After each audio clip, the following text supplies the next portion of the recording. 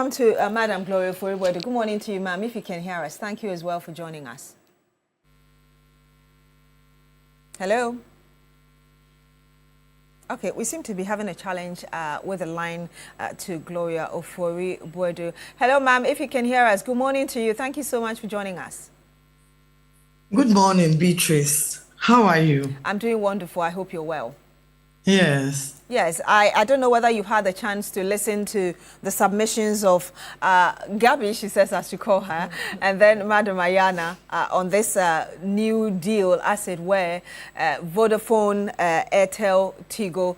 And if you could kindly adjust your video for us before we see you. What's your initial thought on it? Because both women in the studio think that the minority doesn't have a voice in this. We saw what happened with the Ghana Telecom Vodafone deal. Well, as a citizen of Ghana, I will say that this is not a minority or majority matter. Of course, the other panelists have gone through the history and given some horrendous, one-sided, reportage of what happened during history. So I'm not here to, what do you call it? Question that, because we don't hear the other side. We do not have the other side there. But all I will say is that if the business deal is not a merger or an acquisition, what actually is it? Can we know? Because we are Ghanaians, maybe we don't want to repeat any mistakes of the history. We want a sustainable telecom industry, which is state-owned. We want it to be sustainable so that come 10 years from now, when students of business are studying what has taken place between Telecel, Airtel, and Tigo, they will know exactly what it is, if it's not a merger or an acquisition. So I think that the minister also has that duty and should come again and explain to us and give us all the governance and ethics that is involved in this business transaction, which involves our citizens' property.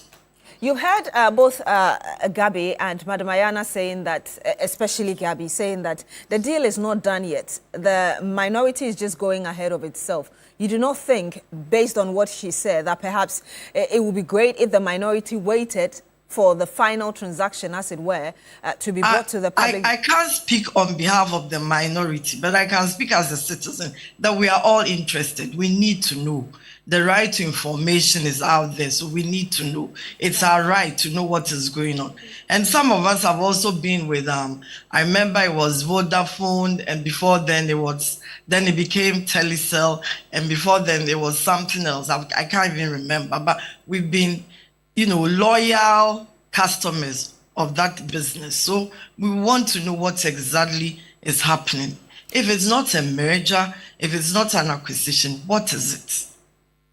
Now, you have described the submissions by both women here as horrendous and one-sided narrative. No, I'm not saying their submission is horrendous. I'm saying they've given a history of what happened in the past. And to me, that is quite horrendous. But it's a one-sided history. And I'm not in the position to look at the other side. And we do not have anyone there to tell us the other side. But as a Ghanaian citizen, I don't want that to happen. We want to know. We have the right to know. The right to know.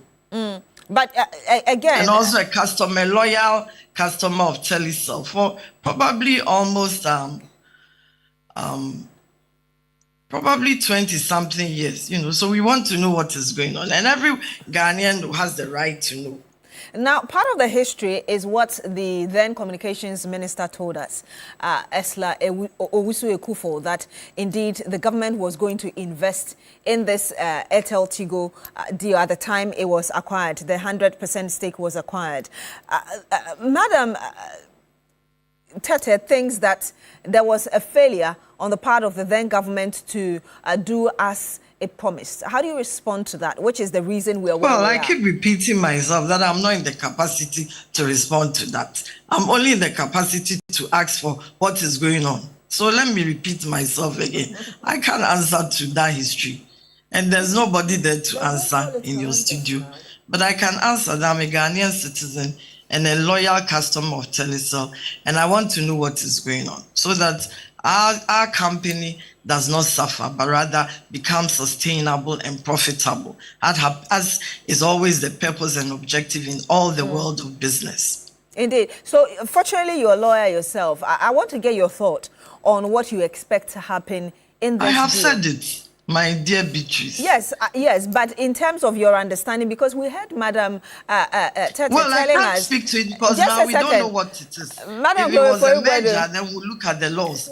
If it was an acquisition, then we could. But now we don't know what it is. Just a second. So the minister should let us know. So let me land on my question. What I'm asking you is that already we've heard complaints from Gabby, who's telling us that she is also a customer of AirtelTigo. She doesn't seem to enjoy the kind of services that she would appreciate as a customer of a network, and she thinks that Ghanaians, including herself, deserve better. You are a customer yourself. What kind of services do you expect, even as the government goes ahead with this? And already we've been told that KPMG, the transaction advisor, is yet to come out with really what would be the best way forward regarding this deal. I want the best service. Just like Gabriel, I want the best service. And I also want to know what is going on. You want to know what is going on? I want you to hold on